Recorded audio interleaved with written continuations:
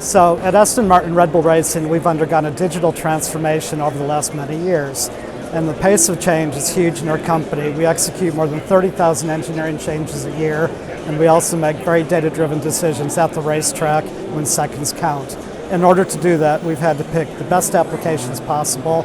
We've had to implement highly capable infrastructure, and we've also had to do software development internally. So we've had to recreate an entire ecosystem, and all these digital tools literally touch every part of the business.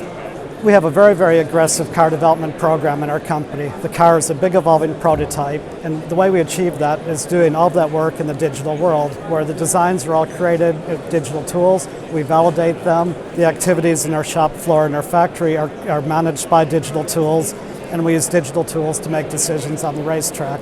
So all of that being tied together in one big digital backbone has allowed us to be very agile and to give our engineers the data they need to make critical decisions under time pressure.